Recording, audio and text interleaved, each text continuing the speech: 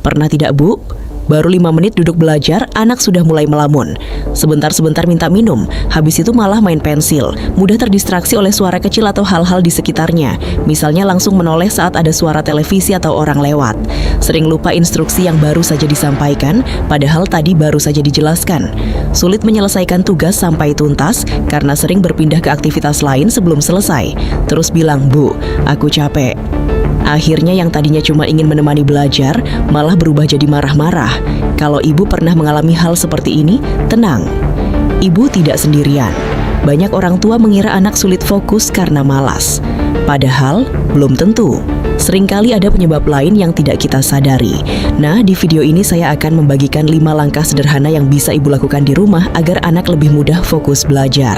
Langkah-langkah ini tidak membutuhkan alat yang mahal, tidak perlu teknik yang rumit, dan bisa langsung dipraktikkan hari ini juga. Yang paling penting, langkah terakhir adalah bagian yang sering sekali dilupakan orang tua.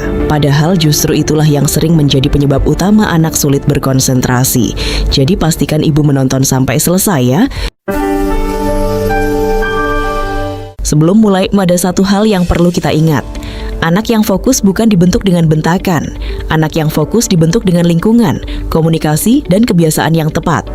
Nah, ada 5 langkah yang bisa ibu lakukan. Langkah 1, tenangkan dulu hatinya. Saat anak sedang kesal, kecewa, lelah pulang sekolah, atau habis dimarahi, otaknya sedang lebih sibuk mengurus emosinya daripada menerima pelajaran. Karena itu jangan langsung berkata, "Ayo belajar sekarang." Coba mulai dengan menghubungkan hati terlebih dahulu. Misalnya, "Ibu tahu kamu capek. Istirahat sebentar ya, nanti kita belajar bareng."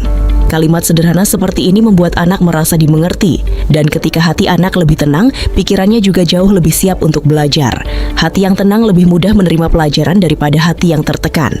Langkah 2, gunakan kalimat yang mengundang, bukan memerintah.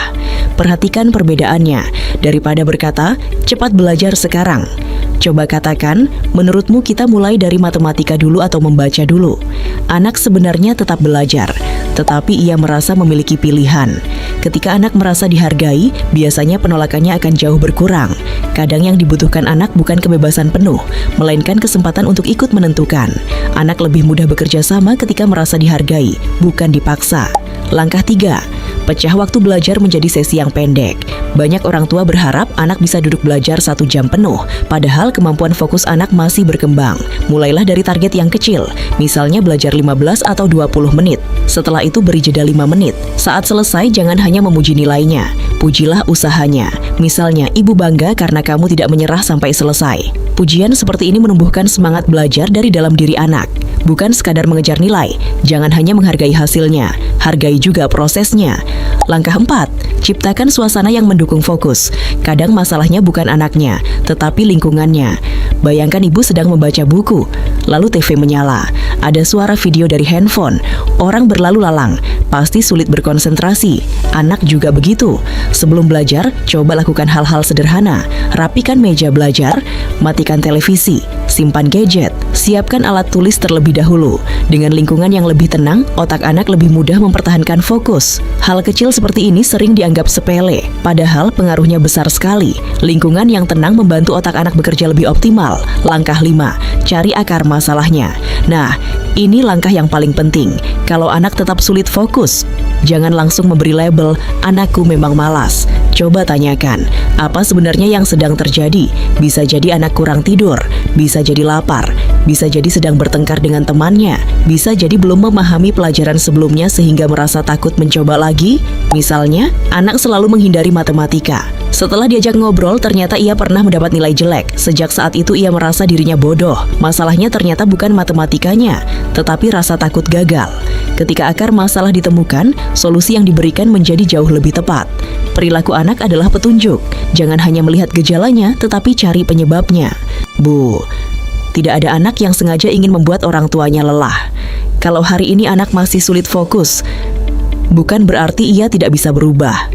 Sedikit demi sedikit, dengan komunikasi yang baik, lingkungan yang mendukung, dan pendampingan yang penuh kesabaran, kemampuan fokus anak akan terus berkembang. Ingat, tujuan kita bukan membuat anak langsung sempurna, tetapi membantu mereka menjadi lebih baik setiap harinya. Nah Bu, Itulah 5 langkah ajaib agar anak lebih fokus belajar yang bisa langsung ibu praktikkan di rumah. Kalau ibu hanya mengingat satu hal dari video ini, ingatlah kalimat ini, jangan buru-buru mengubah perilaku anak. Pahami dulu penyebab di balik perilakunya. Karena saat hati anak dipahami, proses belajar akan terasa jauh lebih mudah. Kalau video ini bermanfaat, jangan lupa klik like, subscribe, dan aktifkan lonceng notifikasinya supaya ibu tidak ketinggalan video parenting berikutnya. Saya juga ingin mendengar pengalaman ibu. Dari 5 langkah tadi, mana yang paling ingin ibu coba terlebih dahulu, atau mungkin ibu punya tantangan lain saat mendampingi anak belajar?